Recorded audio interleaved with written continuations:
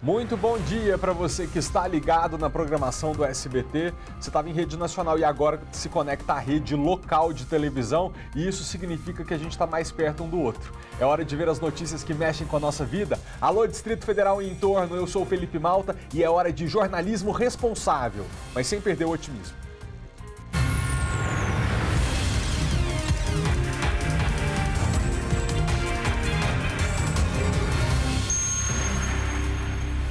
Família de mulher que morreu atropelada em frente à plataforma superior da rodoviária do Plano Piloto fala com a nossa equipe. Maicon Leão.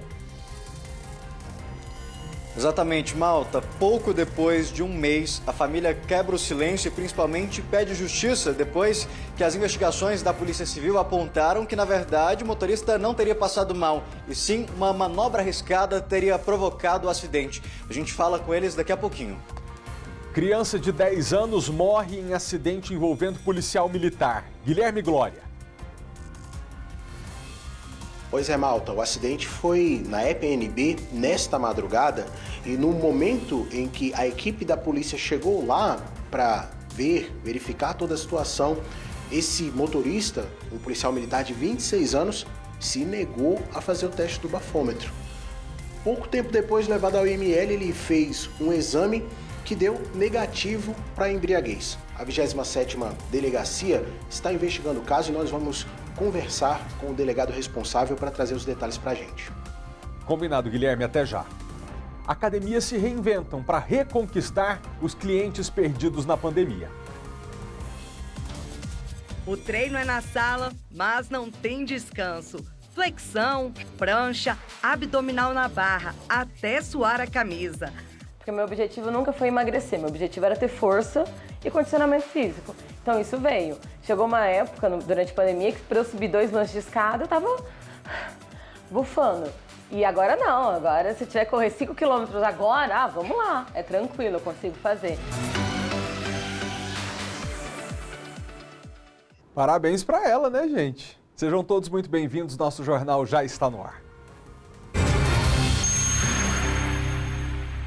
Uma criança de 10 anos de idade morreu num acidente na EPNB na madrugada de hoje. O carro em que ela estava com os pais foi atingido por um outro veículo conduzido por um policial militar que estava de folga. O Corpo de Bombeiros foi acionado para atender a ocorrência perto da 1h da manhã. As marcas do acidente ainda estão na EPNB, próximo à passarela. Quem está passando aqui no local do acidente fica perplexo com a imagem porque são várias partes dos carros envolvidos. A gente tem a placa de um dos automóveis aqui. Eu vou pedir para o Rodrigo Marques me acompanhar aqui, mostrando para você que a gente tem janelas dos carros com vários pedaços aí também. Nesse trecho aqui é que é interessante porque a gente consegue ter noção do quanto foi forte o impacto dessa batida. A gente tem aqui retrovisor, para-brisas que muitas vezes precisa ser retirado pela equipe de resgate para conseguir salvar as vítimas, né? E para você ter uma noção do quão complicado foi esse trabalho de resgate, o Corpo de Bombeiros precisou atuar com 4 viaturas e 15 militares para salvar as vítimas. No Fiat Uno estavam a motorista, uma mulher de 40 anos, o companheiro dela de 41 e o filho do casal de apenas 10 anos. Eles foram levados ao hospital de base. A criança teve ferimentos graves, traumatismo craniano e hemorragia intensa e não resistiu. Quem conduzia o outro veículo, um Hyundai i30, era um policial militar do DF de 26 anos. De acordo com a nota oficial da corporação, o policial se recusou a fazer o teste do bafômetro quando a equipe chegou ao local. Por isso, ele foi autuado por recusa. O militar foi encaminhado à delegacia e depois ao IML, onde fez um exame preliminar que deu negativo para embriaguez. O repórter Guilherme Glória, que apurou as informações desse acidente, agora fala com a gente ao vivo, direto da delegacia que investiga o caso. Guilherme, boa tarde para você. Boa tarde, Malta. Boa tarde a todos. Caso complicado, né, Malta? Nossa equipe tentou, inclusive, contato com o motorista do Hyundai i30, que foi identificado como Carlos Roberto de Carvalho Neto, PM, que tem 26 anos. Tentamos por várias vezes entrar em contato com ele e não conseguimos ainda ouvir a versão dele. que se sabe é que no momento em que a polícia chegou lá, claro que o Corpo de Bombeiros está fazendo o trabalho e a polícia também para investigar essa parte criminal e fazer a apuração dos fatos, ele se negou a fazer o teste do bafômetro. E isso é uma questão que já gera aí uma desconfiança. Vale ressaltar o seguinte: pouco tempo depois, trazido para cá para a delegacia e ao IML, ele fez os exames que o resultado deu negativo para embriaguez. O delegado Diogo Carneiro está aqui do nosso lado e vai conversar com a gente agora, porque tem algumas informações que precisam ser apuradas nesse caso, que infelizmente levou à morte aí um menino de 10 anos. Doutor Diogo, primeiramente, tem imagens aí circulando, informações de que havia dentro do carro do PM uma garrafa de cerveja. Isso pode ser algum elemento que pode comprovar ou trazer alguma complicação para esse PM? E o que ele alegou após ser ouvido aqui na delegacia? Boa tarde. Boa tarde, tudo bem? Na verdade, na madrugada de hoje, nós tivemos uma notícia de um acidente triste envolvendo uma criança de 10 anos. Essa criança foi vítima fatal. O condutor do veículo era um policial militar. Ele veio até a delegacia, prestou os esclarecimentos, tá? Ele relata que teria sido fechado pelo veículo, um Fiat Uno. Ele também relata que ficou no local para prestar socorro às vítimas, tá? Ele também se negou a fazer o teste do etilômetro. Posteriormente, ele foi levado ao IML, que o resultado deu negativo. Hoje, aí na parte da manhã, nós recebemos algumas imagens aí de algumas emissoras de televisão, mostrando que no carro do condutor do veículo tinha bebida. Fato que será juntado ao inquérito policial. E, posteriormente, as investigações hoje estão a cargo da 29ª Delegacia, que é a Delegacia do Riacho Fundo. Os policiais que estavam lá no momento nessa ocorrência, eles relataram se esse policial apresentava sinais de embriaguez ou algo do tipo? Não. Esses policiais aí que foram até o local, eles não relataram nenhum tipo de sinal de embriaguez apresentado pelo condutor do veículo. Até para que as pessoas em casa possam entender, porque muitas vezes a gente pensa que a pessoa que causa um acidente, ela já vai ficar presa já imediatamente. Por que não houve esse flagrante? O que é que livrou o flagrante nesse caso? Em relação a acidente de veículos envolvendo o Código de Trânsito Brasileiro, o condutor envolvido no acidente, se ele ficar no local para prestar socorro, ele tem a garantia de não ser preso.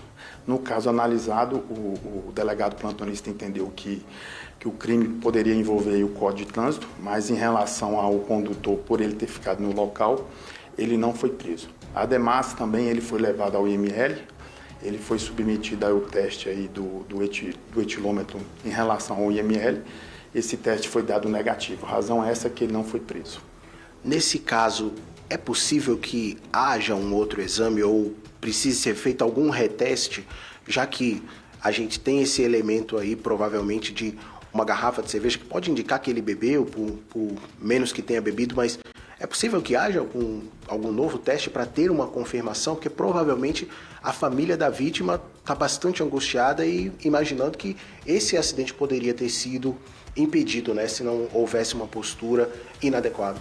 Em relação a esse teste, ele dando negativo, não quer dizer que ele não vai responder pelo crime, caso ele tenha sido o causador. O que acontece? Vai ser ouvido as testemunhas, vão ser juntados vídeos, vão ser juntadas fotografias, vão ser juntada uma fotografia da rede social. Anteriormente ele estava em um local de confraternização, possivelmente um bar.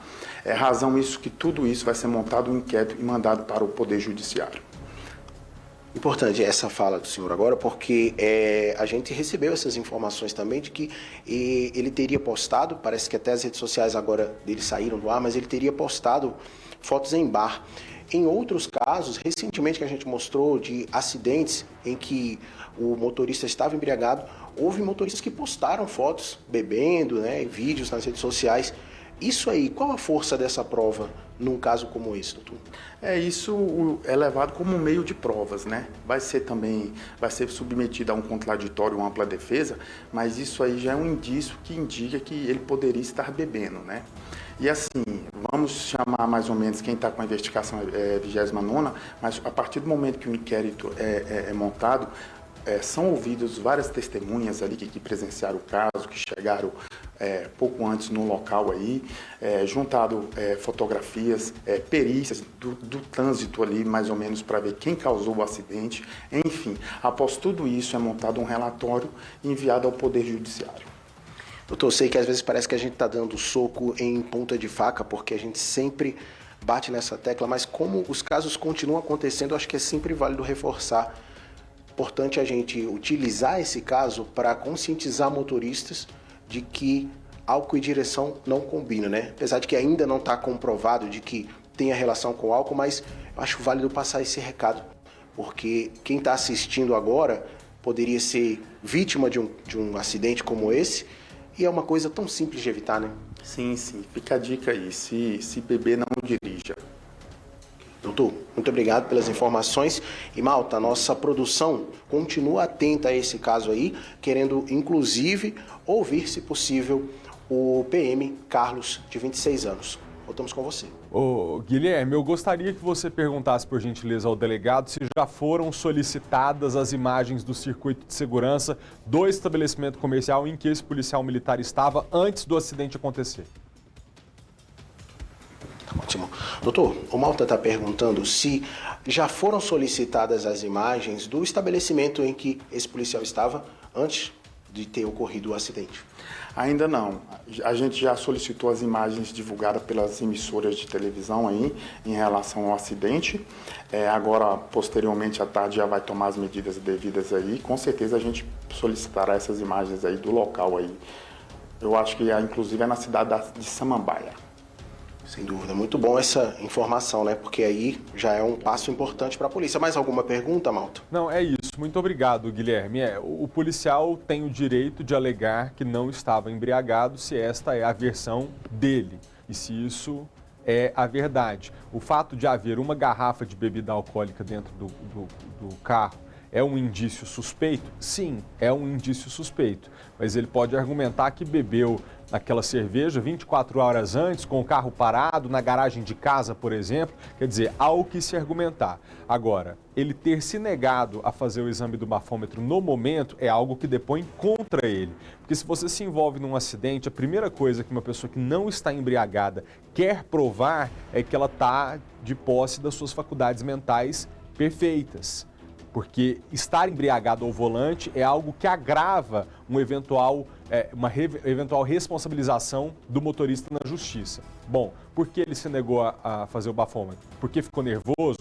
Porque se chocou diante do fato de que o acidente em que ele se envolveu matou uma criança de 10 anos de idade? Essas são hipóteses que a gente não é capaz de sondar, diz respeito apenas ao estado mental do policial naquele momento. Agora, cabe à polícia, como o delegado já te adiantou, ir atrás das circunstâncias verdadeiras. Se há uma imagem de um circuito de segurança anterior ao acidente, um estabelecimento, num bar, em que mostre o policial bebendo antes de pegar o carro, bom, isso vai contradizer a versão dele no momento do acidente. No mais, a gente só tem a desejar a essa família, mandar o nosso abraço muito solidário e as nossas orações para que eles possam enfrentar esse momento. É a inversão da ordem natural da vida. Eu acho que a gente não é capaz nem de descrever a dor que um pai e uma mãe sente de enterrar um menino de 10 anos de idade, imaginando que aquilo ali é um filho tão amado, tão cuidado. É a inversão da ordem natural da vida, é um trauma que todo pai e toda mãe que passa por isso conta que é uma dor que nunca passa. Então que vocês recebam o nosso abraço e que aqui a gente reforce a necessidade da polícia entender as circunstâncias do crime para que isso não passe batido. Obrigado, tá, Guilherme? O assunto agora ainda sobre trânsito. E ainda numa versão muito complicada, é aquele grave acidente que aconteceu na rodoviária do Plano Piloto em 6 de julho. Você vai se lembrar, obviamente, porque a imagem é chocante. A família de Gisele Boaventura, a mulher que foi atingida e arremessada de cima da plataforma superior da rodoviária do Plano Piloto, nesse momento pede justiça. Sabe por quê? No dia do acidente, repare, o carro preto vem e a Gisele é lançada de cima da plataforma superior da rodoviária. Importante dizer que a perícia inicial naquele momento apontou que a força da batida tirou a vida da Gisele ainda lá em cima do viaduto. e que ela já caiu morta. Ou seja, pode também ter sido uma combinação do impacto do carro com o impacto da queda. Mas o fato é que quando ela tocou o asfalto lá embaixo, ela já estava sem vida. Isso segundo a informação dos socorristas que estiveram com ela naquele momento. Mas é importante você saber que é o seguinte, o motorista responsável pela colisão, que é o Ronaldo Soares Costa, de 54 anos, disse naquele dia em depoimento que passou mal antes de atingir a parada de ônibus, que teve uma espécie de convulsão. Porém, como nós mostramos aqui no jornal na semana passada, as investigações da Polícia Civil nesse momento apontam que ele teria feito uma manobra imprudente e não passado mal. O desdobramento do caso tem revoltado os familiares da Gisele e o Maicon Leão está com a filha dela nesse momento. Ô Maicon, eu entendo a revolta dessa menina e dela estar aqui com a gente hoje, porque uma coisa é você trabalhar o seu luto diante de um fato que parece ter sido irremediável, imprevisível, não é? Uma pessoa que passa mal, que perde o controle da própria estabilidade, da coordenação motora, porque tem uma convulsão, acaba batendo na sua mãe e a sua mãe morre, você fica ali se perguntando, meu Deus, não poderia ter sido diferente, né? O que a gente poderia ter feito para evitar? Agora, depois que vem uma perícia e diz, não passou mal não, tudo indica que é uma manobra imprudente, aí você começa a entender, falar assim, não, então não pode ficar desse jeito, né? Porque minha mãe então perdeu a vida pela irresponsabilidade do outro, aí eu não aceito. Com você, Maicon, boa tarde. Exatamente, Malta. Boa tarde para você, para todo mundo ligado no SBT Brasília. Já seria difícil de aceitar essa perda se tivesse acontecido justamente dessa forma, como foi dito pelo Ronaldo no dia do acidente, que ele teria passado mal, perdido o controle do carro. A família, claro, sofreria com essa perda, com toda essa situação, mas a dor seria menor do que depois de um mês vir a perícia e dizer que, na verdade, o acidente foi causado por uma manobra arriscada. Justamente por isso, um mês depois, a Débora decidiu quebrar o silêncio e vir a público pedir justiça para que o caso não fique dessa forma. Débora, mais uma vez a gente agradece você por estar recebendo a equipe do SBT Brasília e foi justamente essa situação, a forma como tem sido tratado, que fez com que você viesse hoje pedir por justiça. Boa tarde. Boa tarde. Sim. Na verdade, para mim não foi uma surpresa, Eu, desde o início, eu acreditava que tinha sido de forma imprudente. E eu só quero justiça pela minha mãe, porque reparar, ninguém vai reparar isso. Eu só quero que ele pague pelo que ele fez, ele tem que ser responsabilizado pelo que ele fez. É isso que a gente quer, porque minha mãe foi arrancada de mim. Ela foi arrancada de mim, eu não tive tempo nem de despedir dela, não tive tempo de poder falar nada com ela. No dia anterior à noite a gente estava conversando, a gente estava brincando e no outro dia eu perdi ela. Então eu quero justiça, é só isso que eu quero. Você disse que estava, inclusive, em contato com a Maria José para saber até como que ele teria tratado essa situação no caso dela, se tinha dado algum amparo para quem está em casa. Lembrar, a Maria José é a mãe que estava com a criança e que também foi atingida no ponto e que está em cama se recuperando do tratamento por conta das várias fraturas. E aí você, em contato com essa família, descobriu que até agora nada de apoio. Nada. Ele não deu apoio pra gente, que perdeu a minha mãe, ele não dá apoio nem pra pessoa que tá viva, mas infelizmente a Maria José tá acamada. A gente está em contato com ela. Inclusive, hoje eu perguntei novamente se ele tinha entrado em contato, tinha conversado com ela. Até hoje, nada. Nada. Ele não procura saber se ela precisa de alguma coisa, ele não procura saber se a gente precisa de alguma coisa, ele não deu apoio de nada. E para ela precisa de um apoio financeiro e nem isso ele dá. Inclusive, quando eu entrei em contato com ela, eu pedi autorização para eu poder estar postando nas redes sociais sobre o Pix dela, porque a gente sabe da necessidade que ela está passando. Inclusive, a neném dela não amamenta, né, por conta dos fortes remédios. Então, com isso, a gente, pelo menos, é uma forma de se manter juntos, porque ela também quer justiça. Entendeu? Então, a gente fica em contato porque as duas querem justiça. Pela minha mãe, que infelizmente ela não está mais aqui, mas tem pela Maria José, que a gente torce muito pela recuperação dela. A gente só quer que ela se recupere, porque ela ainda tem essa chance, né? E já a minha mãe não tem essa chance. Então, é pela minha mãe, mas é pela Maria José também que está aqui. Porque a minha mãe, infelizmente, ela já foi embora, mas a Maria José está aqui. Então, a gente quer justiça por ela também. Débora, desde o início você me contou que até mesmo lá no IML você já falava que não teria sido uma fatalidade, que para você teria sido alguma atitude tomada por aquele motorista. Quando a polícia divulgou o resultado da perícia, como que você recebeu aquela notícia? Como você disse, para você não foi uma surpresa? Não, surpresa eu não fiquei em momento nenhum. Mas é um misto de sentimento, porque é como você falou, se tivesse passado mal, por mais que doa, foi uma fatalidade, entendeu? Mas não foi. Não foi uma fatalidade, foi imprudência. Então é um misto de sentimento. É um misto de sentimento, porque perder minha mãe é a pior coisa que aconteceu na minha vida. É a pior coisa que aconteceu na minha vida. Inclusive, esse espaço aqui ela não chegou a conhecer, porque ela faleceu na semana que a gente ia mudar para esse espaço. Então, assim, minha mãe era a maior incentivadora da minha vida. Ela estava muito feliz quando eu virei para ela e falei: mãe, eu quero ser manicure, eu quero ser nail design. Ela sempre me apoiou. Ela sempre divulgou muito o meu trabalho. Se você olhar a rede social dela, tem ela postando as minhas unhas. Então, assim, não ter isso comigo está sendo muito difícil. Está sendo muito difícil, porque eu agradeço muito pelas orações que a gente recebe, sabe? Mas a falta da minha mãe tá horrível. Brigitte, sabe que vocês se resguardaram por cerca de um mês, esperaram justamente esse laudo da perícia sair para vir a público, mas uma situação que fez vocês ficarem ainda mais revoltados foi inclusive o posicionamento do motorista para Maria José de dizer que foi a vida dele quem acabou? Exatamente. Ele fala que a vida dele acabou, ele fala que, né, que ele chora todos os dias. Se ele chora todos os dias, então imagina a gente. Imagina as duas famílias que ele destruiu. Todo santo dia eu espero ligação da minha mãe. Todo santo dia eu espero que ela vá vir aqui. Minha mãe, ela sempre estava aqui comigo, ela fazia as unhas comigo. Então, assim, como... Beleza, assim, na minha cabeça eu não acredito, de verdade. Ele não saiu de casa na intenção de fazer alguma coisa. Mas ele tem que ser responsabilizado pela imprudência dele. A partir do momento que ele fez aquela manobra, ele sabia que ele poderia fazer alguma coisa com alguém, ou até contra a vida dele mesmo. Então ele tem que ser responsabilizado por isso. É isso que a gente quer, porque nada vai reparar. Mas pelo menos saber que ele pagou pela situação que ele causou, isso daí dá um certo conforto. Porque eu juro que eu fiquei esperando ele pelo menos vir atrás da gente, mas nem isso. Eu esperava pelo menos uma ligação. Pelo menos uma ligação, falar: me perdoa, eu tô errado, mas me perdoa. Mesmo que a gente não perdoasse, ele iria fazer o papel dele. O papel dele era esse, pedir perdão. E nem isso ele fez. Oi, Malta, você tem uma pergunta? Eu queria ter pergunta, viu, Michael? Mas eu não tenho, não. Não agora.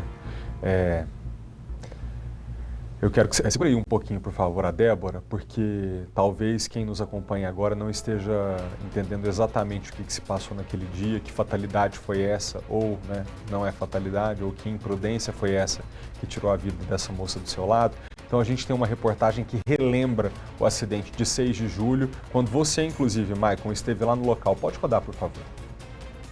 Um mês. O tempo necessário para a Polícia Civil concluir o inquérito e indiciar o motorista do carro, Ronaldo Soares Costa, de 54 anos, por lesão corporal culposa e homicídio culposo. Ele dirigia o carro que atingiu 5 pessoas na parada de ônibus da plataforma superior da rodoviária do Plano Piloto. No dia do acidente, a mulher que estava com o motorista no carro já desceu do veículo dizendo que ele teria convulsionado e por isso perdido a direção do carro. Mas as investigações da Polícia Civil apontaram que a causa do acidente, na verdade, teria sido uma manobra imprudente. Segundos antes de atingir a parada de ônibus, o carro que estava na faixa da esquerda atravessa na frente de todos os veículos. Por pouco não atinge uma van e, desgovernado, invade o ponto de ônibus. Com a violência do acidente, Gisele Boaventura Silva, de 54 anos, morreu na hora. Ela foi arremessada da plataforma e caiu no eixo monumental.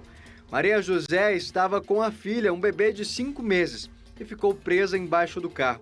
Ela teve as 2 pernas quebradas e várias outras lesões. Passou por cirurgias e ainda não sabe se vai voltar a andar. Eu tive fratura nas 2 pernas, quebrei as 2 pernas, quebrei a bacia, o fêmur, o marfim e na perna direita quebrei o joelho. Nossa Senhora. E a Débora, né, a filha da Gisele, disse que a Maria José está tomando remédios muito fortes para poder tratar as lesões que teve e por isso, inclusive, está impedida de amamentar a bebezinha, por isso ela está ajudando, fazendo vaquinha, fazendo pix. Importante que num momento como esse, quando a gente enfrenta uma tragédia pessoal, muitas vezes se solidarizar a outra pessoa que também está enfrentando um momento muito difícil nos ajuda a nos curar, né? Embora seja muito difícil.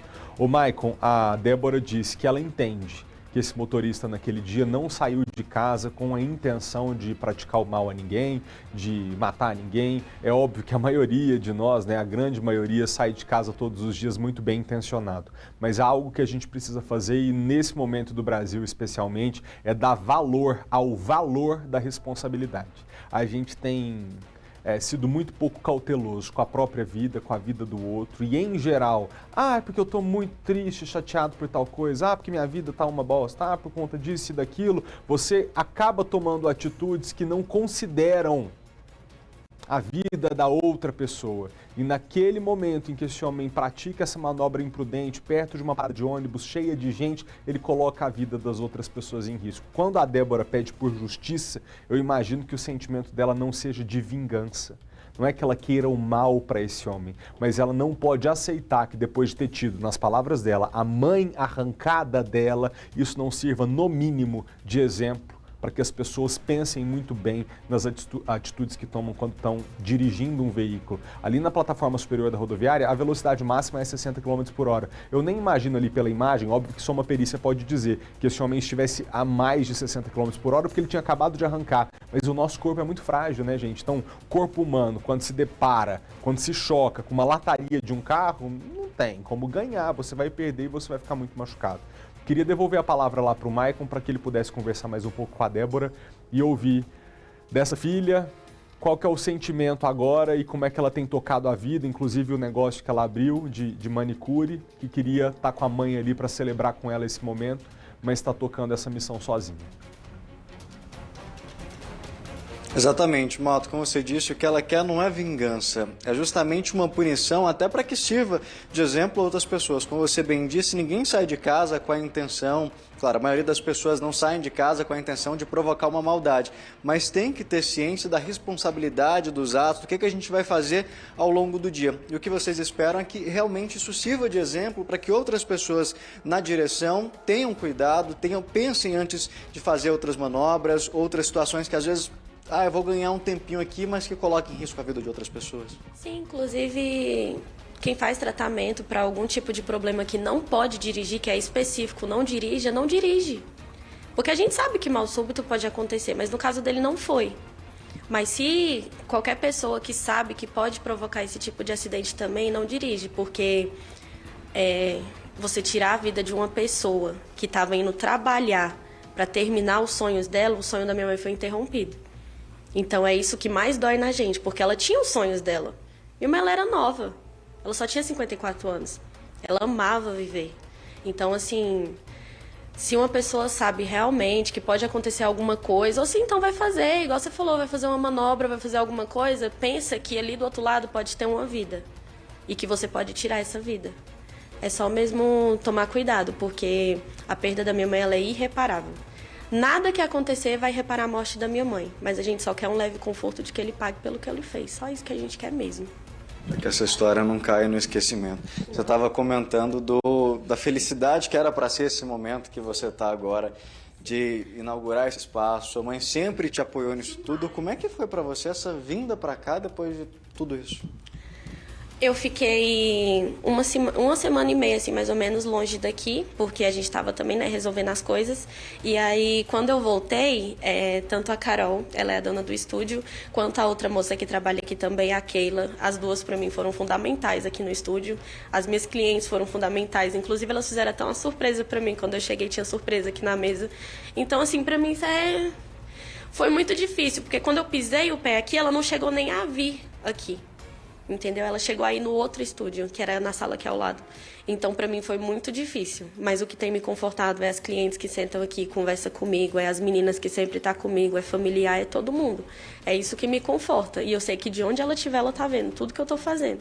E tudo que eu estou fazendo é por ela, porque ela foi embora falando que estava muito orgulhosa da filha manicure dela. Então, isso para mim foi sensacional. Porque minha mãe sempre quis que a gente estudasse, fizesse faculdade, que foi o que ela não pôde fazer. Então, quando ela me apoiou em uma coisa que a gente tem um estudo, mas é um estudo diferente. Então, isso para mim foi fundamental. Tanto é que eu não desisto nunca da minha profissão. Nunca. É por ela até o fim. Por ela até o fim. Todo esse orgulho e também fazendo bem por ela, né? Igual a gente comentou, ter ido atrás da Maria José para saber como ela tá, para dar esse apoio, para ajudar em relação às filhas. Não, a minha mãe, se ela tivesse sobrevivido, não nas circunstâncias assim do jeito que aconteceu, mas do jeito, se minha mãe tivesse sobrevivido, ela com certeza estaria fazendo o que a gente está tentando fazer pela Maria José, entendeu? É isso que minha mãe queria. Ela ajudava muito as pessoas. Ela ajudava demais as pessoas. Então, a gente só quer fazer isso.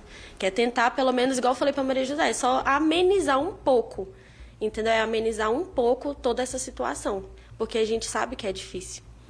Sabe que é difícil. E ela é muito fofa. Ela fala que sente muito pelo que aconteceu.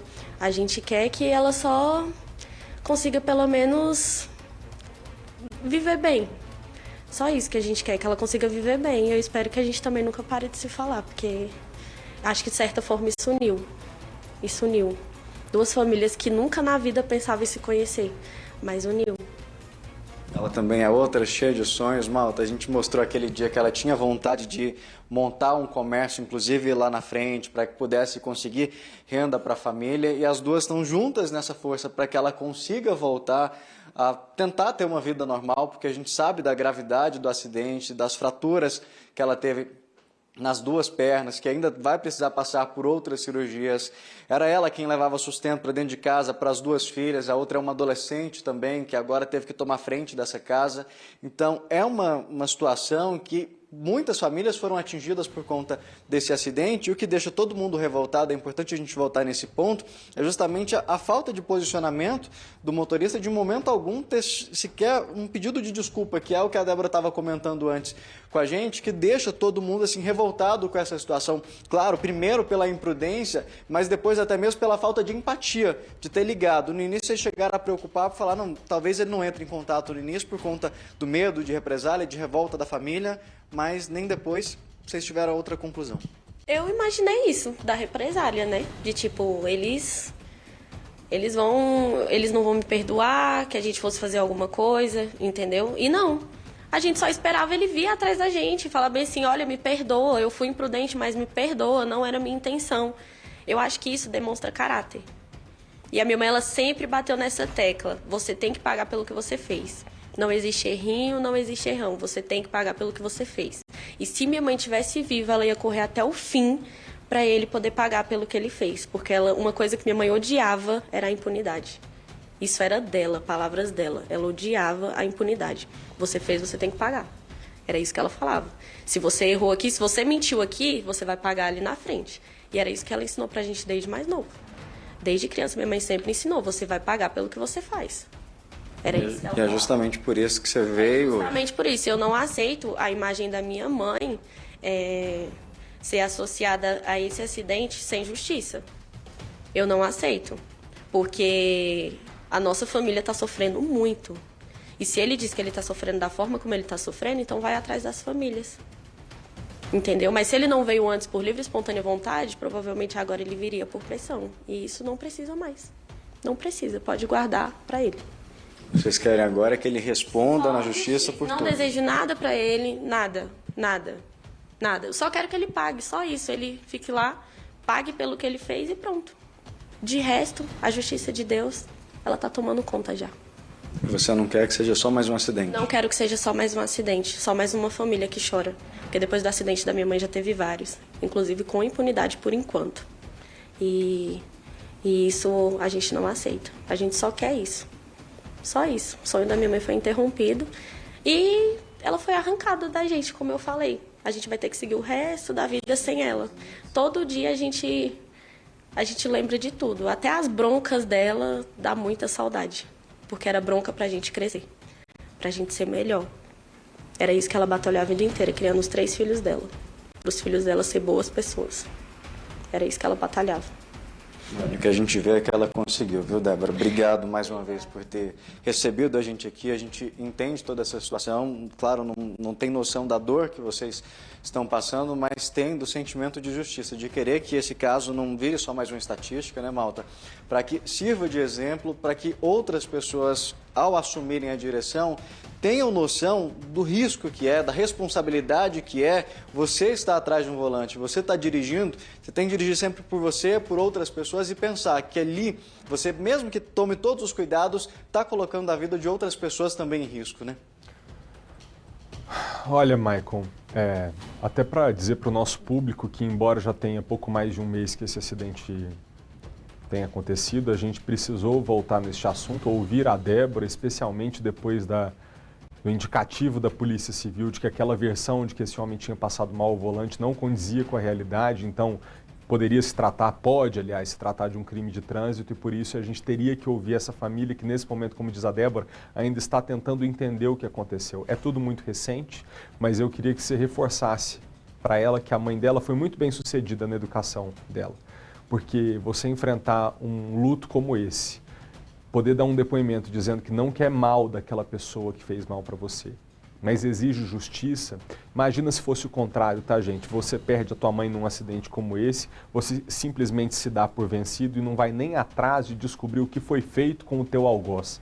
Fica parecendo que a vida da tua mãe não teria valor. E o que a Débora está buscando é que ninguém escorrasse esse homem, é que ninguém bata nesse homem, ela não quer que ele seja torturado. Ela não deseja nada de mal físico para ele, mas ela entende que numa sociedade como a que a gente vive, aliás, como a que a gente gostaria de viver, as pessoas têm que ser responsabilizadas por aquilo que elas fazem. E por isso ela pede que esse motorista seja responsabilizado. No mais, só pergunta para ela, por gentileza, rapidinho, Maicon, onde é que fica esse salão de manicure? Onde é que está isso aí? Vamos fazer uma propaganda? Quem quiser ser cliente da Débora, busca ela onde? Olha, Débora, o Malta estava falando ali para a gente aproveitar, já que você está tentando reconstruir essa nova fase, aproveitar para mostrar para quem está em casa onde é que fica esse espaço, quem quiser vir fazer as unhas, os procedimentos aqui com você, explica para o pessoal como chegar até aqui. Então, os procedimentos aqui, eles são de nail design, que eu que faço, e manicure. Tem a Carolina, que ela faz sobrancelha simples, ela faz micropigmentação labial, de sobrancelha, ela também está fazendo remoção de tatuagem, remoção de sobrancelha, né, amiga?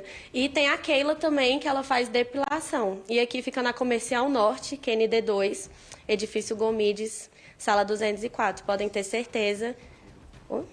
tá. E podem ter certeza que vão ser muito bem atendidas. Vou passar o arroba do Instagram. O meu é Cassane _ Nails. O da Carol é arroba Caroline Dairel DF. E o da Keila é arroba Keila Lemes Depil, né, amiga? É isso, gente. Sejam muito bem-vindos ao meu espaço. Podem vir, eu gosto de conversar bastante, tá bom? Então, vão ser muito bem atendidas, de verdade. É isso, obrigado, viu, Débora? Tá aí, gente. Vamos ajudar a movimentar ela, dar força para essa nova fase que ela vai precisar enfrentar agora, né, Malta? Isso, a gente não pode ser hipócrita, tá? Esse é o relato de uma filha que nesse momento, além do luto de perder a mãe, também está tentando pagar as contas, também está tentando erguer a cabeça e reconstruir a própria vida, ganhar o dinheiro de forma honesta, porque todo mundo precisa continuar pagando água, luz, telefone, parcela do carro, parcela da casa, aluguel. Então, a Débora está aqui, erguendo a cabeça, tocando a vida com a força que lhe resta, e eu quero que você deixe para ela a mensagem de que essa mãe, que a vida inteira ensinou tanto, com certeza está presente nessa nova fase da vida dela.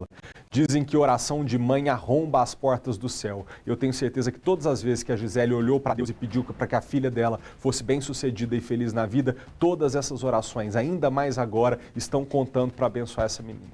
Obrigado, tá, Maicon? Ai, gente, hoje tá pesado, né? Mas é isso que eu falo aqui às vezes.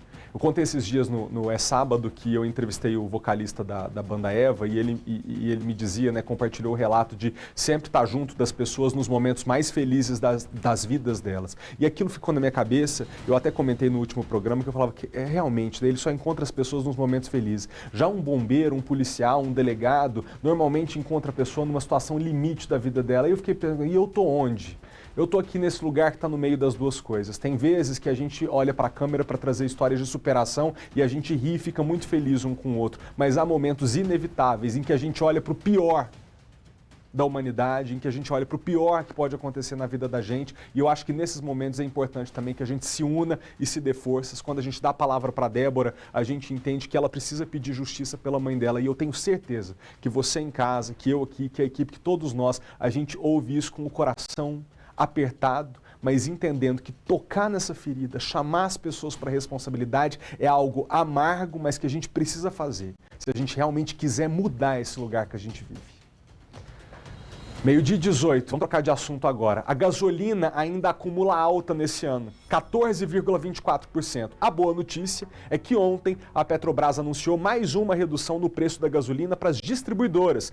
Essa redução começa a valer hoje. Esse é o terceiro corte em menos de um mês. A gente fala com a repórter Kátia Gomes sobre esse assunto. Ô Kátia, não dá para ficar muito animado porque a redução é só de 18 centavos. Mas, claro, né, é alguma coisa, é melhor reduzir do que aumentar. Pois é, Malta. Olha, 18 centavos para as distribuidoras. O consumidor final vai pagar apenas 13 centavos a menos. Claro, a gente sabe que na hora de encher o tanque, 13 centavos a menos já faz uma grande diferença. Ontem, né, como você disse, a Petrobras anunciou essa redução de 4,8%. Ou seja, o preço da gasolina vai passar de R$ 3,71 para R$ 3,53. Mas, segundo os donos de postos de combustíveis, essa redução só vai chegar, né, para o consumidor final se as distribuidoras repassarem para os revendedores. A gente sabe que geralmente isso acontece, então o consumidor ele vai sim pagar um pouco a menos. Só que o consumidor hoje ele tem a sensação de que a gasolina está barata porque o preço do combustível chegou a quase R$ 8,00. Mas esse valor final de R$ 5,00, né, em média 5, 5,50, 5,80, é um valor ainda muito caro, né? Ainda somando com o preço do leite que está aí batendo R$ 9,00, o preço do café, o preço de tudo que está muito caro, né, por conta da inflação. Esse preço da gasolina, agora essa redução da gasolina não vai fazer tanta diferença aí para o consumidor que vem sofrendo, né? Realmente é uma situação muito complicada. E, Malta, eu ouvi relatos de algumas pessoas de que ontem o preço da gasolina, ontem de manhã, estava um valor e à noite os donos de postos já tinham aumentado esse valor. Essa prática é justamente para agora, com essa redução anunciada pela Petrobras, para eles fazerem essa redução. Ou seja, eles aumentaram o valor ontem e hoje eles vão reduzir. E aí, no final das contas, o consumidor vai acabar pagando a mesma coisa que ele já estava pagando, né? Igual algumas empresas acabam fazendo na Black Friday, né? Dobra o valor para acabar reduzindo aí e ficando na mesma. Bom, vamos ver então uma entrevista com o presidente do Sindicombustíveis, Paulo Tavares, que detalhou melhor, né, qual foi o motivo dessa redução do preço da gasolina. A Petrobras realizou hoje um reajuste para menor no custo da gasolina tipo A. É o primeiro após 2 reajustes negativos para o diesel. Por que se deu isso? A paridade com o mercado internacional. O barril do petróleo baixou de $110, já sendo vendido a casa de $93. E também a queda do dólar no mercado brasileiro. Com isso, a Petrobras hoje fez um reajuste de 18 centavos negativo para o preço da gasolina nas refinarias em todo o território nacional. E isso irá representar para as distribuidoras que irão repassar aos postos de combustíveis 13 centavos, porque a gasolina é composta de 73% da gasolina tipo A e 27% do etanol. É preciso aguardar a baixa dos estoques antigos nas distribuidoras e também nos revendedores para que, obviamente, essa queda de preço de 13 centavos, que já é uma ajuda, possa chegar ao consumidor em breve. A gente fica aqui falando de 13 centavos, é só 13 centavos, assim, mas é importante lembrar isso que a Kátia acabou de comentar com a gente. Até poucas semanas atrás, nós estávamos indo ao posto de combustível e estávamos pagando R$ 8,00 na gasolina, né? Então, de 8 para 5,50, para 5,40, vai fazer a conta aí, dá muita diferença.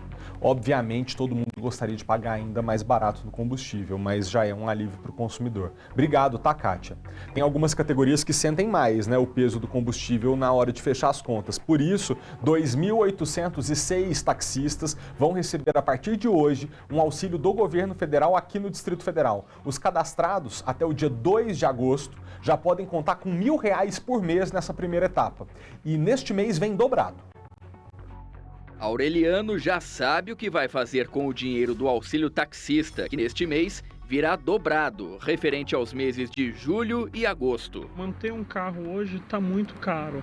Peça, tudo está muito caro. Troca de óleo, manutenção do carro, pneu, vai contribuir. Aos taxistas que ainda não têm previsão de recebimento do benefício, o sistema fica aberto até o fim da noite de hoje para a etapa 2 do cadastramento. Os aprovados recebem o recurso a partir do dia 30 de agosto. A terceira e última etapa da inscrição será de 20 de agosto a 11 de setembro, com previsão de pagamento de setembro a dezembro. As inscrições são feitas diretamente pelo GDF com base em dados dos profissionais junto à Secretaria de Transportes e Mobilidade. É preciso ter CPF e CNH regularizados, concessão, permissão ou licença emitidas pelo governo e ainda alvará ou autorização com o CPF do beneficiário, já que o valor será pago apenas para a pessoa física.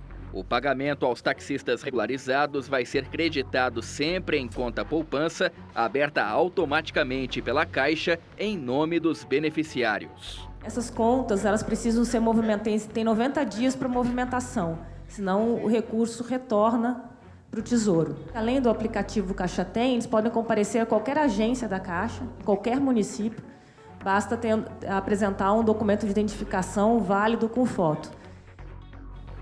Pessoal, agora eleições, tá? Terminou ontem o prazo para que partidos, coligações e federações partidárias apresentem o registro de candidatos para qualquer um dos cargos em disputa nas eleições de 2022. Serão 12 candidatos disputando o comando do Palácio do Buriti, 11 na corrida por uma vaga ao Senado, 203 candidatos pelas 8 vagas na Câmara dos Deputados, na Câmara Federal, e 591 candidatos querendo ocupar uma das 24 cadeiras da Câmara Legislativa no Distrito Federal. Para você já ir se familiarizando, a gente te apresenta agora os 12 candidatos ao governo do Distrito Federal. Primeiro deles, Coronel Moreno, do PTB, em seguida Ibanez Rocha, do MDB, que tenta reeleição, Isalci, do PSDB, Queca Bagno, do PSOL, mais à frente aqui no telão do meio, Leandro Graz, do PV, Leila do Vôlei, do PDT, Lucas Salles, DC, Rafael Parente, do PSB, Renan Arruda, já está aqui no terceiro telão, a gente chega para cá, do PCO, Robson, do PSTU,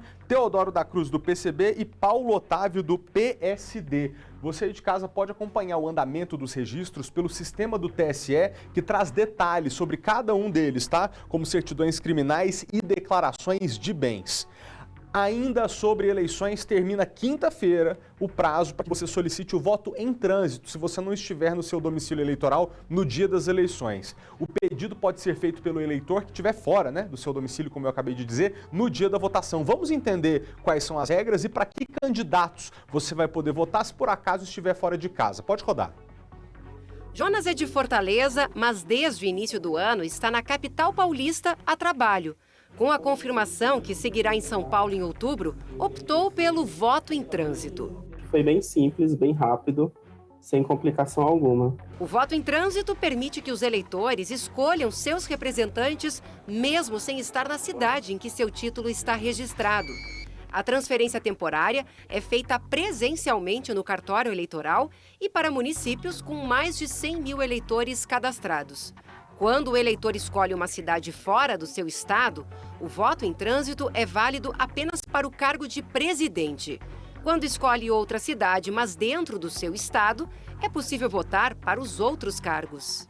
No caso de pessoas com deficiência, indígenas e quilombolas, há outra possibilidade. A possibilidade do voto em trânsito é somente dentro do estado em que ela possui inscrição eleitoral.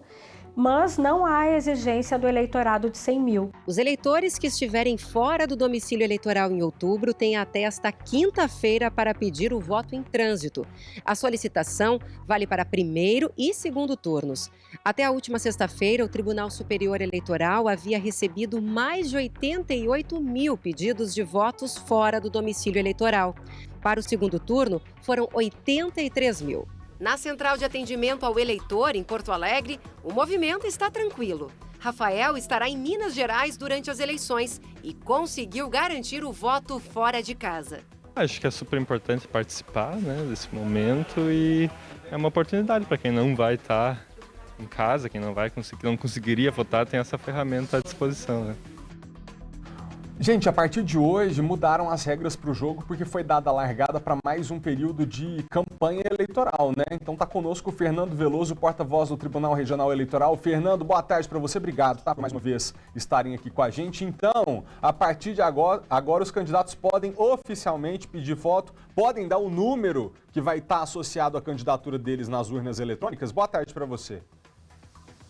Muito boa tarde, perfeitamente. A partir de hoje, a campanha eleitoral está nas ruas. Os candidatos que efetuaram o seu redia de ontem já podem explicitamente pedir seus votos aos cargos para irem concorrer. Você pode explicar para a gente, a partir do registro da candidatura, cujo prazo terminou ontem, há alguma etapa ainda desse processo burocrático que depende da Justiça Eleitoral? Por exemplo, estou aqui fazendo uma confirmação de candidatura, há algo que ainda possa mudar no jogo dos candidatos que pleiteiam as vagas, dependendo de alguma decisão da Justiça, ou quem registrou está registrado? Sim, é bem pertinente, porque na verdade ontem foi feita a solicitação de registro de candidatura. Todos os procedimentos estão pendentes e sob análise da Justiça Eleitoral.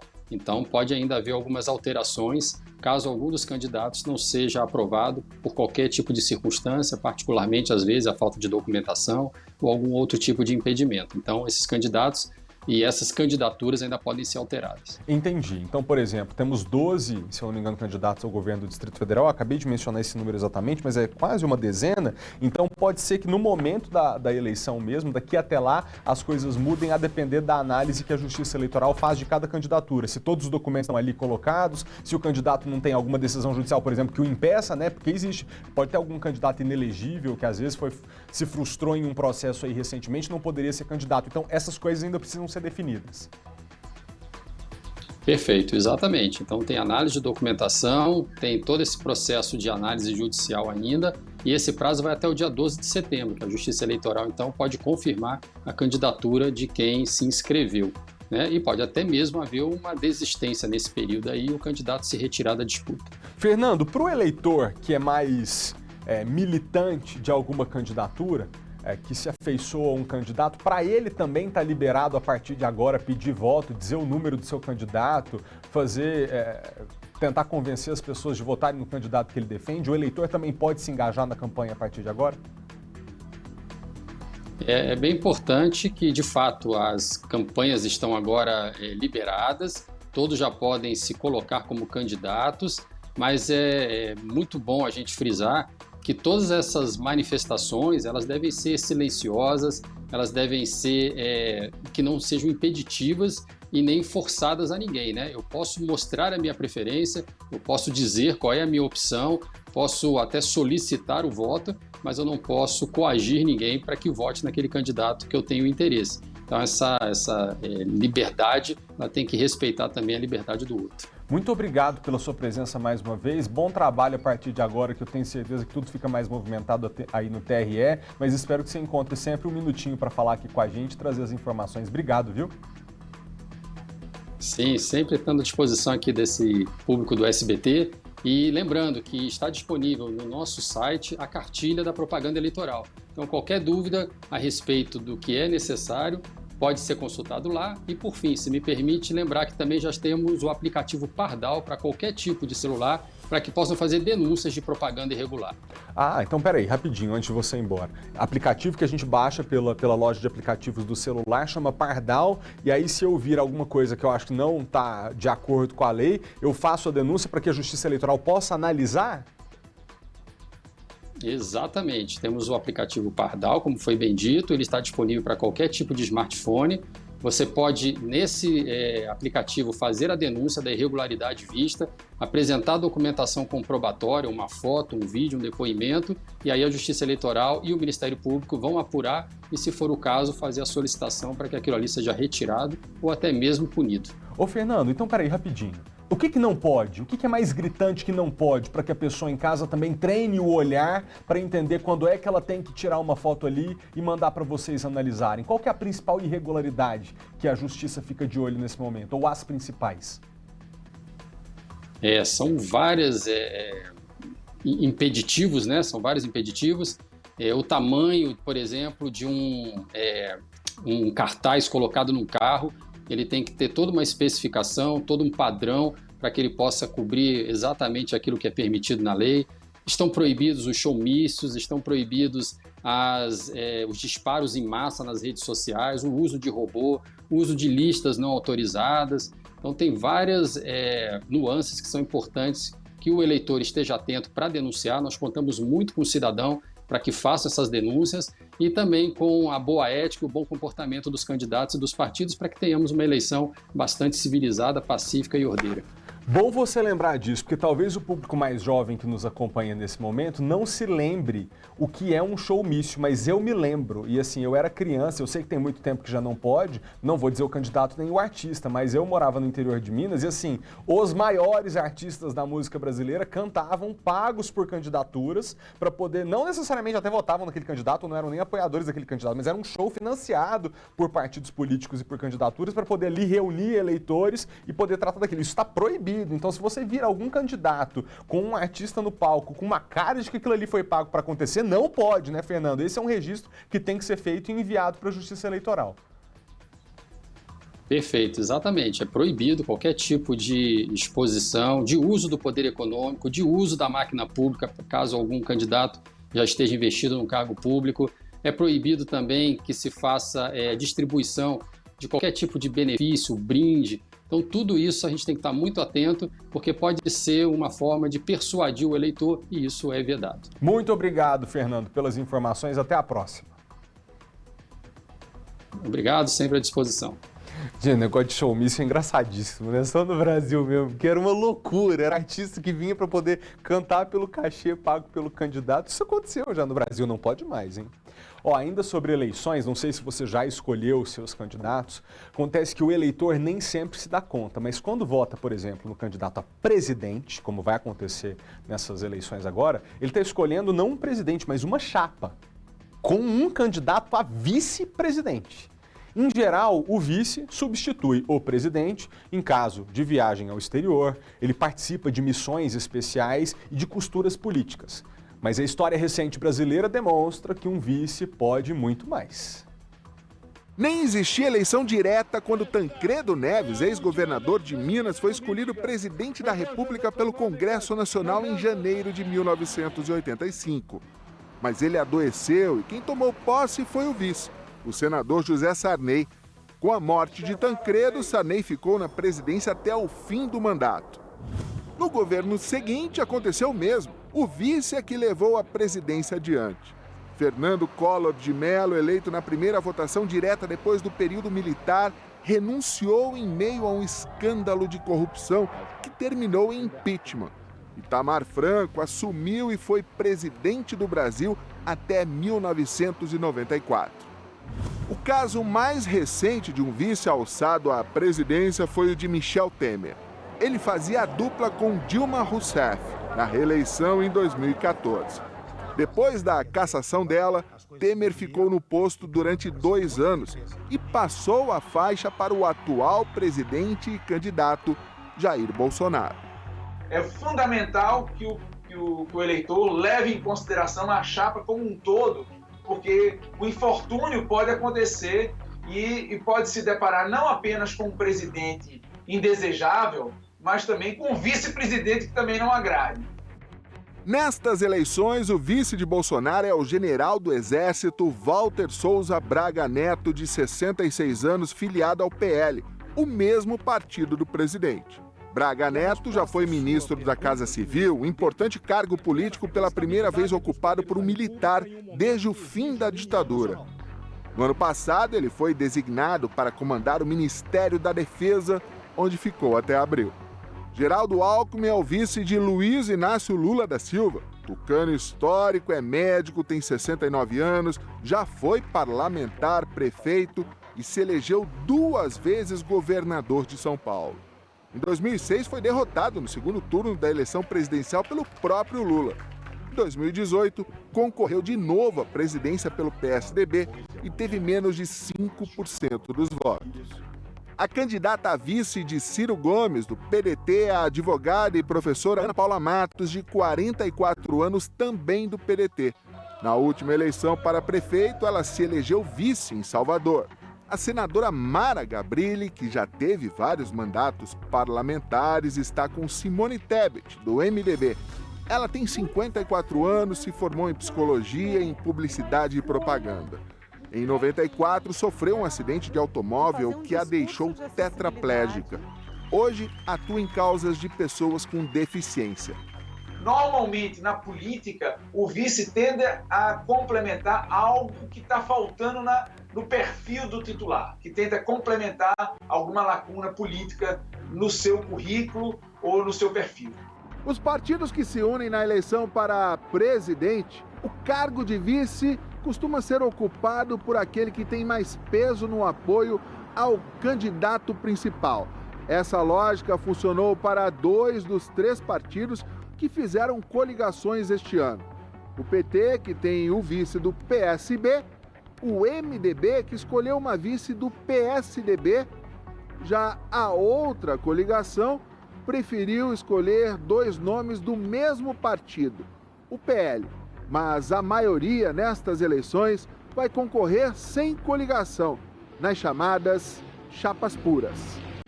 O jornalista Antônio Alves é vice de Sofia Manzano. Eles formam a chapa pura do Partido Comunista Brasileiro. A professora Raquel Santos foi escolhida vice de Vera Lúcia. As duas concorrem pelo PSTU. A vice do candidato Léo Péricles é a dentista Samara Martins, ambos do Unidade Popular. O administrador de empresas, Tiago Mitrô, é o vice do Novo, na chapa comandada por Luiz Felipe Dávila. A presença do vice tem um impacto importante no que diz respeito à alocação de tempo de televisão e de rádio para a campanha eleitoral e de recursos de campanha. Então, do ponto de vista indireto, a escolha do vice tem uma importância capital no sentido de capacitar a candidatura específica com mais capacidade eleitoral ou menos musculatura eleitoral.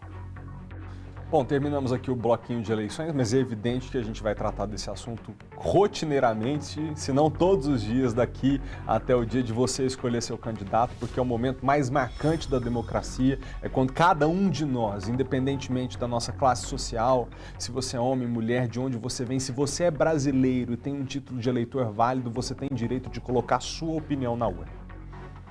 De volta aos assuntos locais, a Secretaria de Saúde informou que dobrou a capacidade de testagem da varíola dos macacos aqui no Distrito Federal. Agora, em vez de só 96, a pasta vai realizar 192 testes por semana. O número de casos confirmados aqui no Distrito Federal subiu para 118.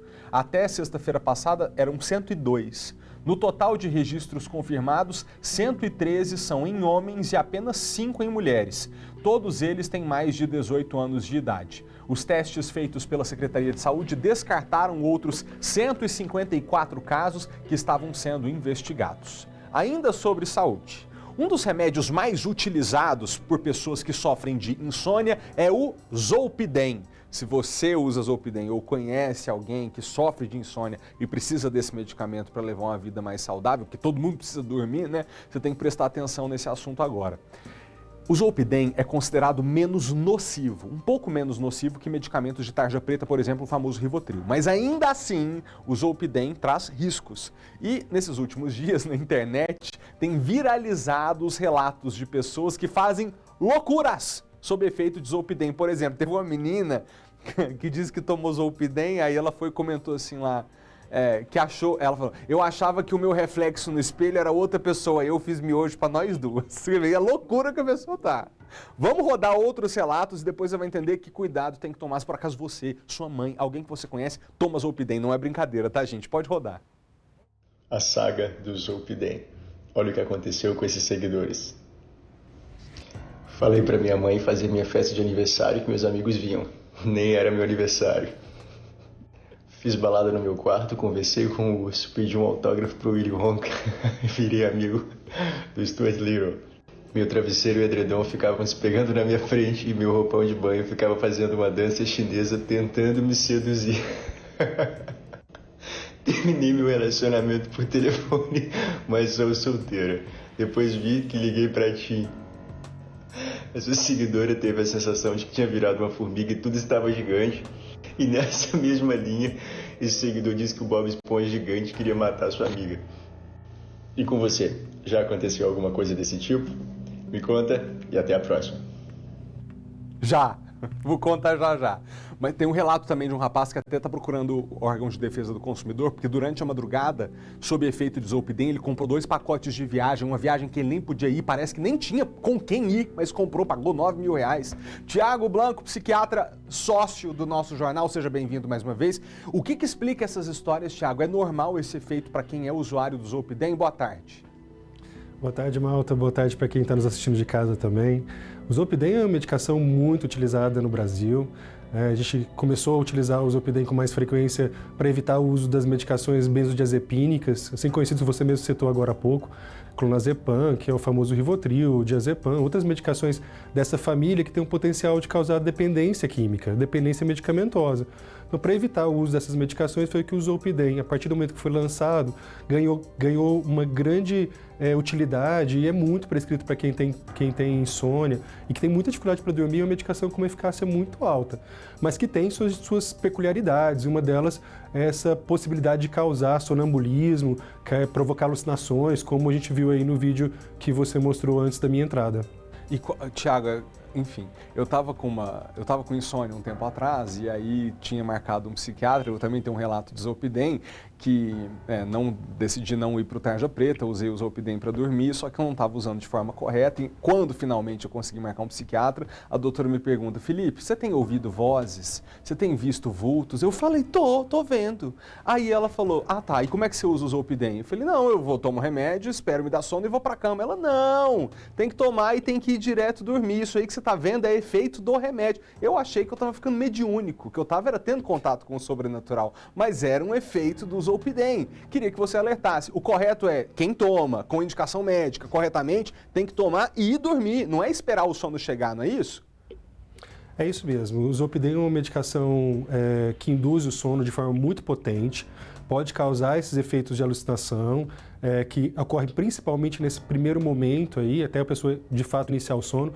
Então é uma medicação que, quando é prescrita, é para ser utilizada já quando está no leito, já para dormir, então já deitado, para evitar ficar andando e fazendo coisas que podem causar prejuízo ou riscos.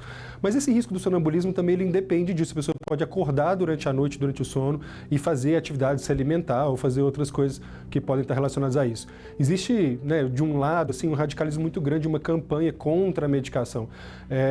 Eu não gosto muito de radicalismo, sabe, Malta? Eu acho que a medicação tem o seu espaço, ela deve ser utilizada e pode ser utilizada por pessoas que precisam, claro, com alguns cuidados. O primeiro deles é dose, por exemplo, esses efeitos estão muito mais relacionados com doses mais altas.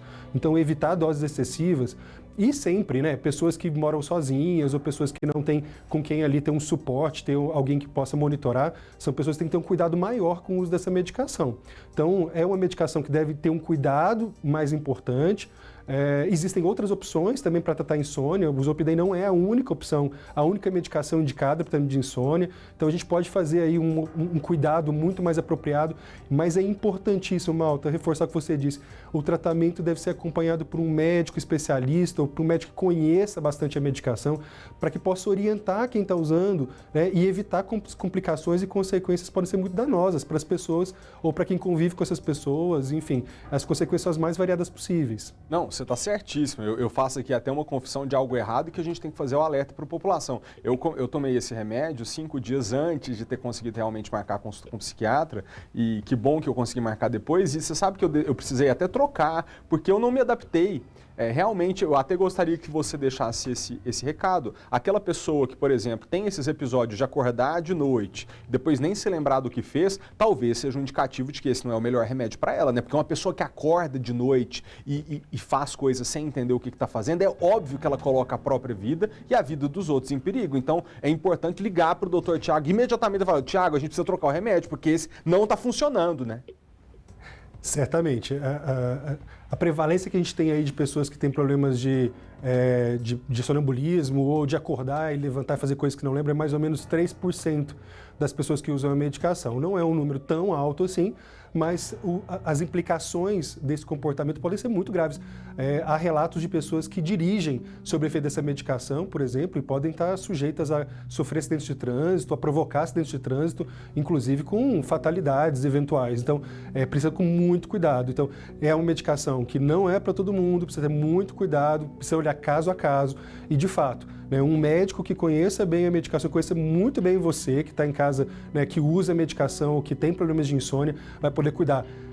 Pode ser um psiquiatra, que é um especialista muito ligado a isso, mas médicos especialistas em sono, médicos de família e comunidade, clínicos, enfim, algum médico que possa estar responsável por essa prescrição, por esse tratamento e ajudar as pessoas que estão em casa, porque a insônia, de fato, é um problema de saúde pública que precisa ser abordado, precisa ser cuidado, porque conviver com a insônia também não é ético, não é justo, que as pessoas não têm acesso ao tratamento adequado. E existem várias opções também.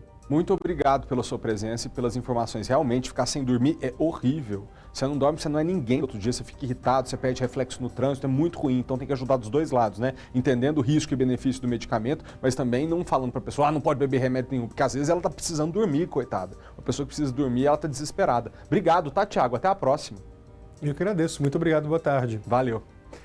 O isolamento social da pandemia fez com que as pessoas, ano passado, retrasado, desenvolvessem o hábito de se exercitar em casa. Nem todas, né? As dispostas, sim. Mas, bom, as academias estão agora inovando para atender esse público que saiu da academia, começou a fazer exercício em casa, agora a academia quer chamar esse pessoal de volta. Será como? Bora ver. O treino é na sala, mas não tem descanso. Flexão, prancha, abdominal na barra, até suar a camisa. A fotógrafa Andressa Agnoletti adotou a atividade física em casa desde o início da pandemia. Comprou alguns equipamentos e, desde então, não abandonou mais os exercícios. Eu nunca gostei muito do ambiente de academia. Sabe, a galera muito arrumada, eu falava, tem que esperar as pessoas, esperar o equipamento esvaziar, isso me irritava muito.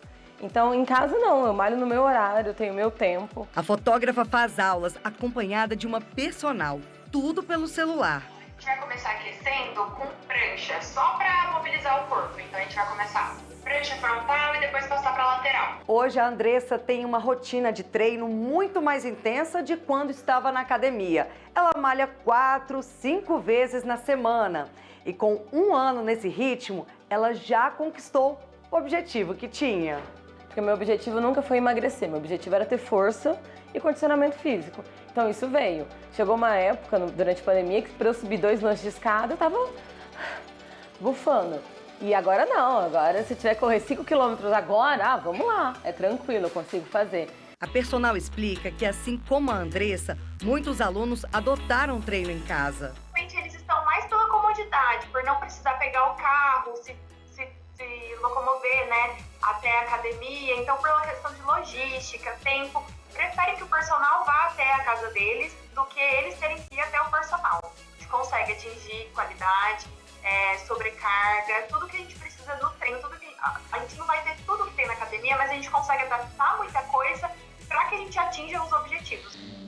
Essa realidade a gente consegue ver em números. Segundo o Sindicato das Academias do DF, 150 estabelecimentos fecharam durante a pandemia e nos próximos 6 meses devem fechar mais 100. Gestores hoje vão ter que ter muita criatividade para reverter esse cenário, né? Sejam com um modelo de atendimento mais personalizado, seja com o virtual, né, a entrega híbrida, que também é muito importante, e sempre olhando para aquilo que vai trazer mais clientes, mas precisa também enxugar os custos. Então esse está sendo o grande desafio do gestor. E foi a criatividade que fez esse box de CrossFit não só superar a crise sanitária, mas também conquistar um crescimento de quase 1000% de alunos. A gente fez muito uma reunião para criar ideias e pensamos, e se isso for uma oportunidade?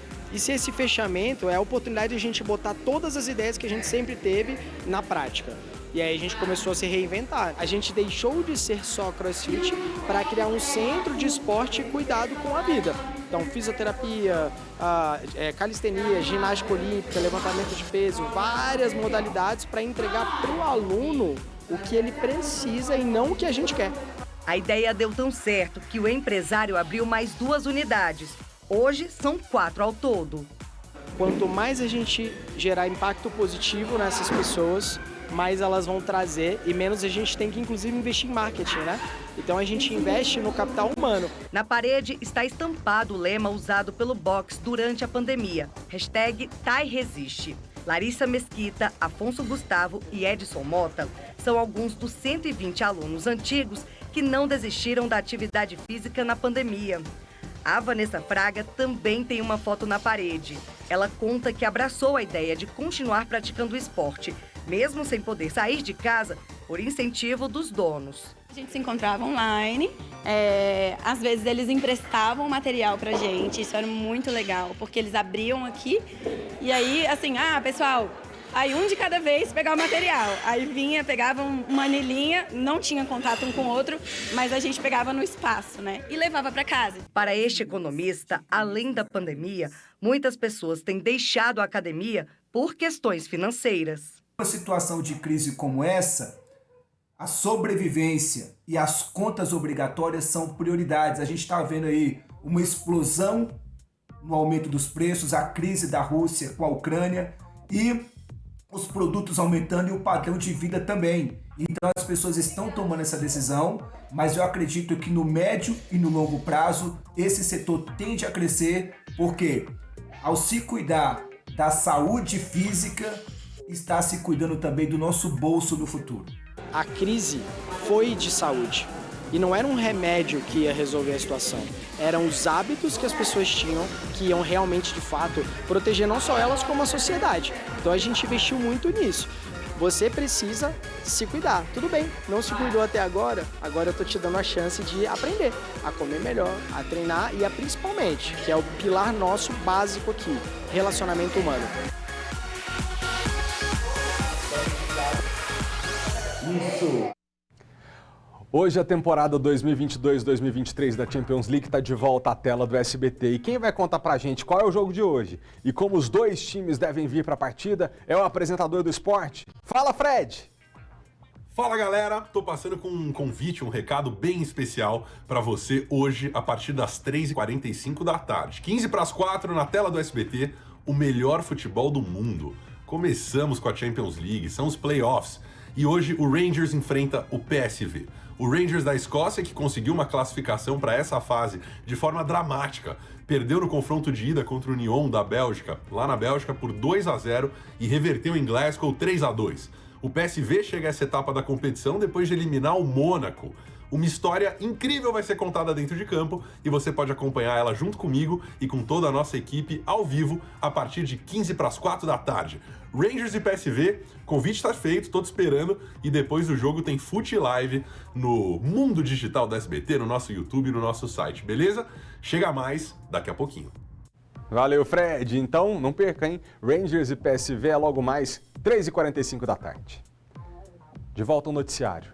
A Polícia Militar recuperou vários celulares e smartphones que tinham sido furtados em uma festa ali em Goiânia e que estavam sendo vendidos por aqui no Distrito Federal no mercado clandestino. Kátia Gomes está com a gente. Ô Kátia, até queria começar falando o seguinte, a gente fica com a impressão que às vezes uma festa que é cara pra gente entrar, não, o ingresso é R$500. Aí você acha que a pessoa que paga R$500 não tá ali para furtar um celular? Tem gente que paga R$500 de investimento pro tanto de celular que ela vai botar dentro da calça nessa festa.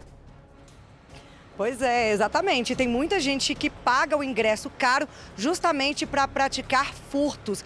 E foi o que aconteceu nessa festa em Goiânia. A Polícia Militar recebeu a informação de que vários aparelhos celulares tinham sido furtados lá e que um deles estava dando a localização aqui em Ceilândia. A Polícia Militar foi atrás deste aparelho celular que estava localizado em Ceilândia e, para surpresa dos PMs, 17 aparelhos foram encontrados. Para dar detalhes desta ocorrência, eu vou conversar agora com o Capitão Brook, da Polícia Militar, que está aqui ao meu lado, porta-voz da PM. Uma boa tarde, capitão. Então, vocês estavam procurando apenas um aparelho que tinha sido localizado ali, mas acabaram encontrando diversos aparelhos, né? Como que foi essa ocorrência? Boa tarde a todos. A Polícia Militar recebeu informação de um policial militar lá de Goiás que um aparelho celular estava dando indicação, a localização em Ceilândia. Os policiais militares de Ceilândia foram atrás desse celular que tinha sido furtado em algum evento, alguma festa lá em Goiânia. E aí, no momento em que conseguiram localizar o celular, verificaram que existiam algumas pessoas negociando outros aparelhos. Então, na procura de um, acabaram encontrando 17. Viram que 2 mulheres estavam negociando, que existia um comprador que tinha sacado em torno de R$14 mil, ou pouco mais de R$14 mil, ou seja, um valor muito alto para poder negociar aí a revenda desses celulares, um receptador, ou seja, ele compra e vende produtos que são furtados ou roubados. E aí nessa história acabaram encontrando um outro indivíduo que tinha uma residência próxima e guardava mais celulares. No total, no montante, deu 17 celulares. Nossa, então assim, dá para dizer que era ali uma quadrilha, né? Um grupo de pessoas especializado nesse tipo de crime. Inclusive, eles já tinham passagens?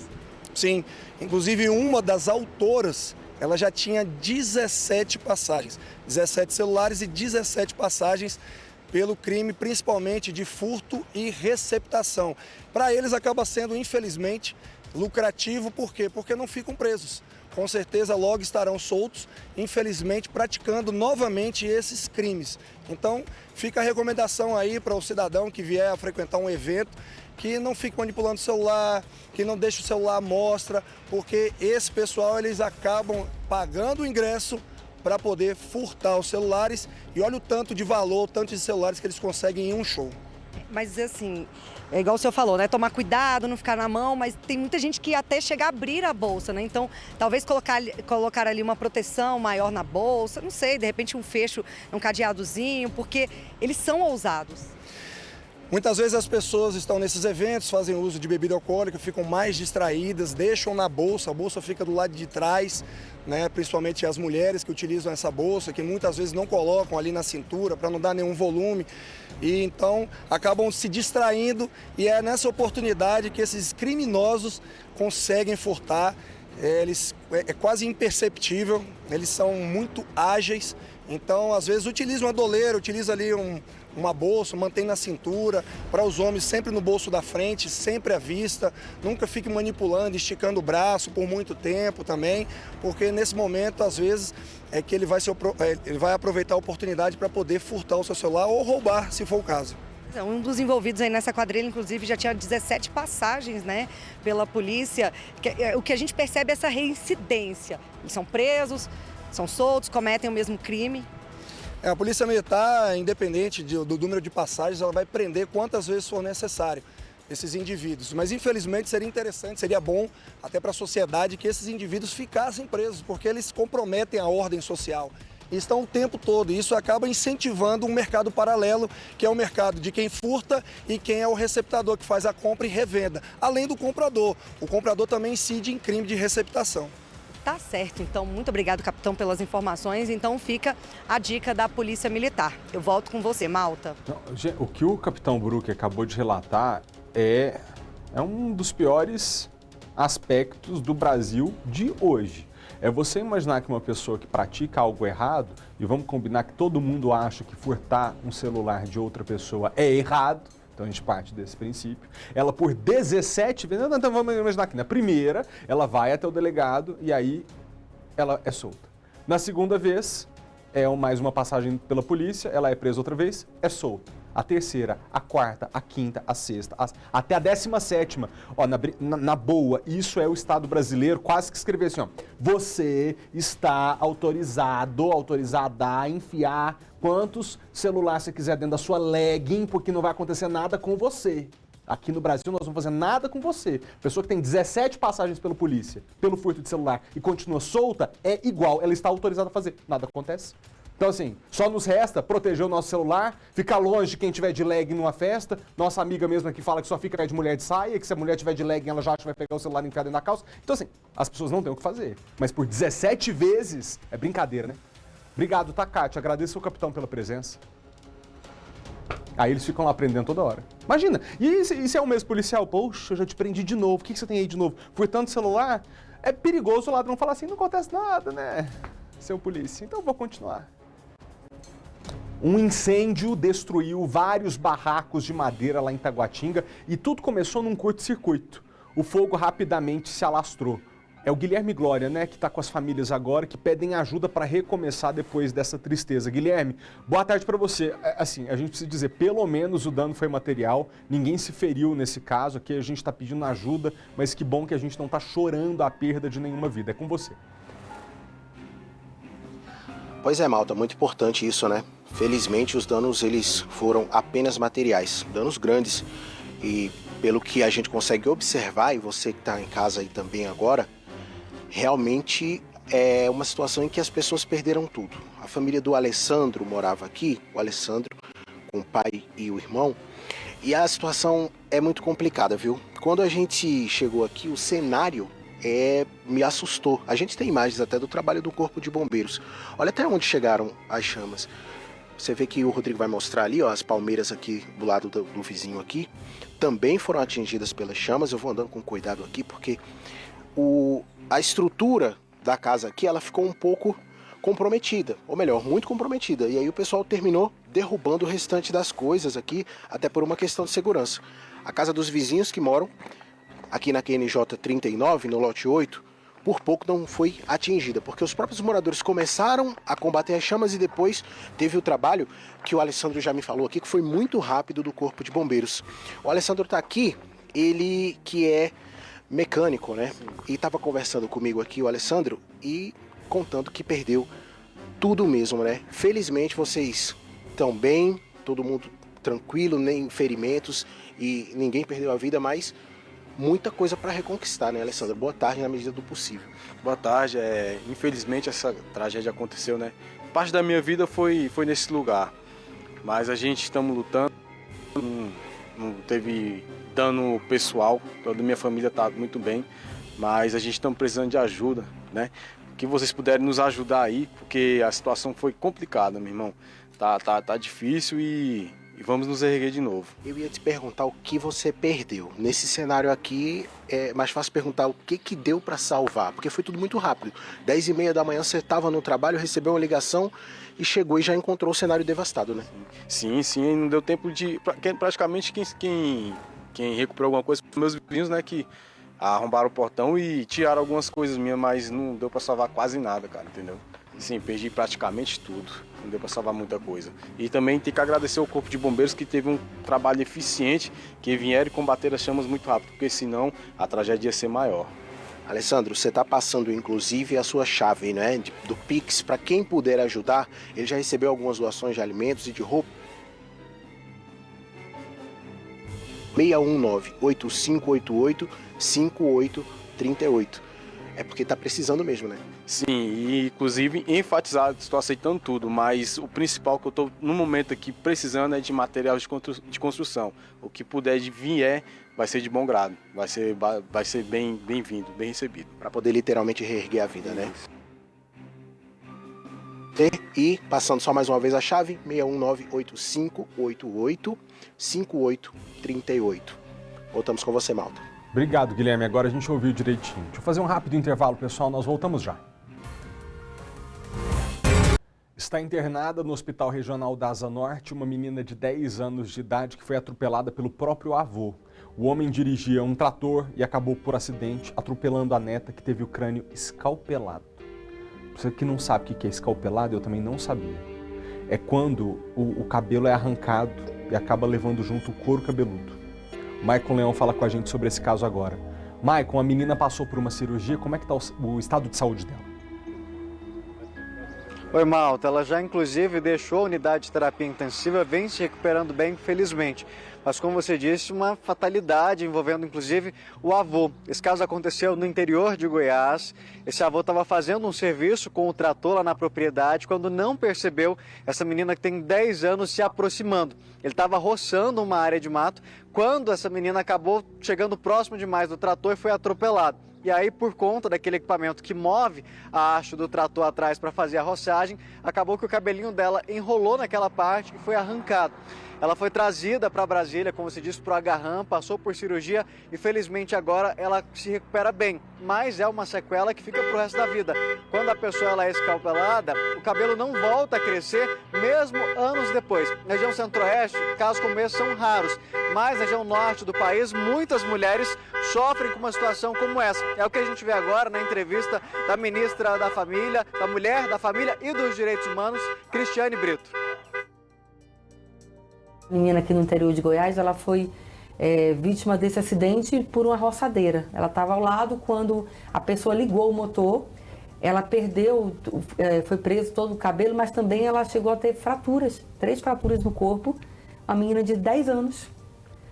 Então foi muito triste ver o sofrimento daquela menina, já passou felizmente pela cirurgia, rapidamente ela foi socorrida, então nos chamou a atenção esse caso, então agora no campo a gente vai intensificar. Esse caso já foi para o nosso grupo de trabalho e a gente vai começar a envolver também os trabalhadores do campo, falando sobre a prevenção, né, e sobre a conscientização de deixar essas crianças fora desse ambiente de máquinas. E a gente precisa agora acompanhar essa criança. O desejo dela foi muito interessante que eu vi. Ela quer voltar a estudar, né? Ela não sabe ainda que o cabelo nunca mais vai voltar a nascer.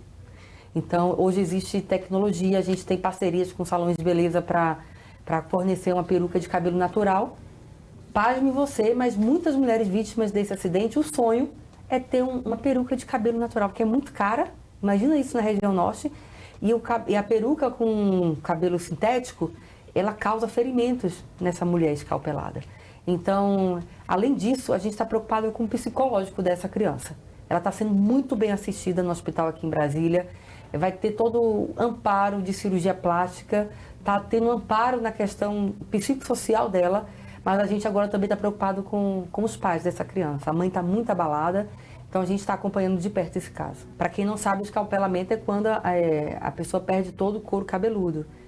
E o acidente de escalpelamento na região norte, como você falou, é muito comum, principalmente em relação a crianças, a meninas. Às vezes o motor do barco não tem proteção, né? E aí pela ventania o cabelo acaba enroscando e puxa, e quando puxa vê um couro cabeludo, muitas vezes o nariz, a orelha, a sobrancelha, mulheres que ficam mutiladas para o resto da vida. A gente falou, poxa, é possível erradicar acidente de escalpelamento no Brasil?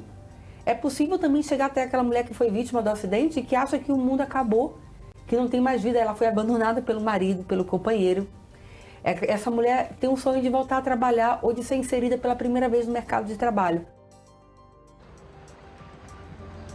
Malta, a gente viu aí o impacto que um acidente como esse tem na vida principalmente de mulheres lá da região norte do país e felizmente a gente viu no caso dessa menina de 10 anos aqui do interior de Goiás. Ela se recupera bem, está querendo voltar a estudar, voltar a ter uma vida normal.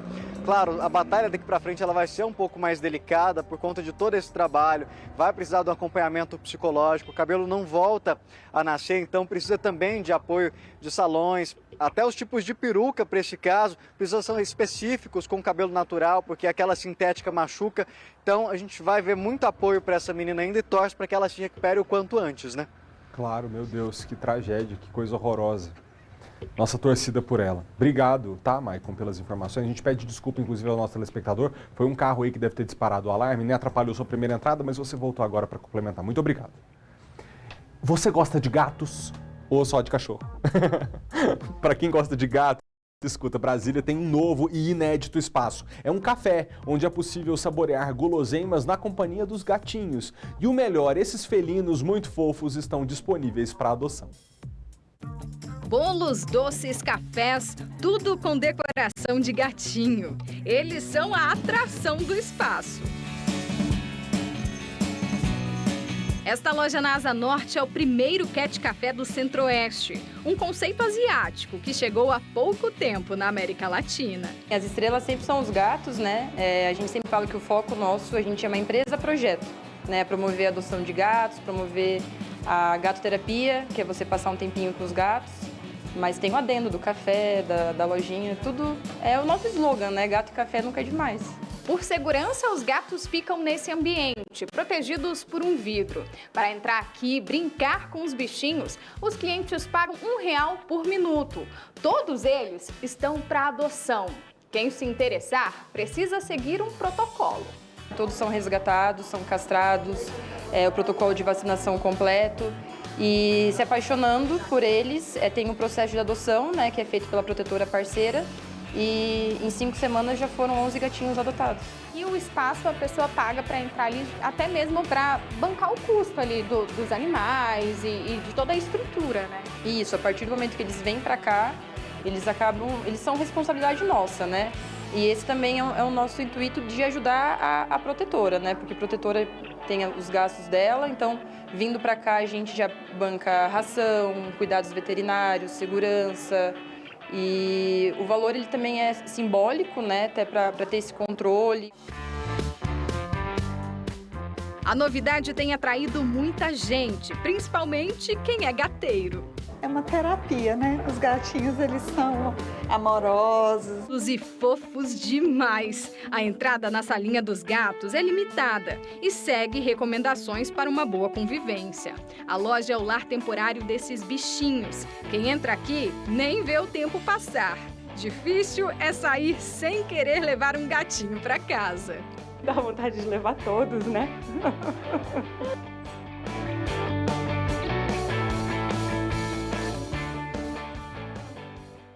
Muito bom. Obrigado a você de casa pela companhia e pela audiência mais uma vez. Agora é hora do SBT Esportes Brasília. A gente volta a se ver amanhã, 15 para meio-dia, ao vivo, com jornalismo responsável que não perde o otimismo. Obrigado pela companhia mais uma vez. Você aí do outro lado da tela nos honra muito, tá? Até amanhã. Tchau.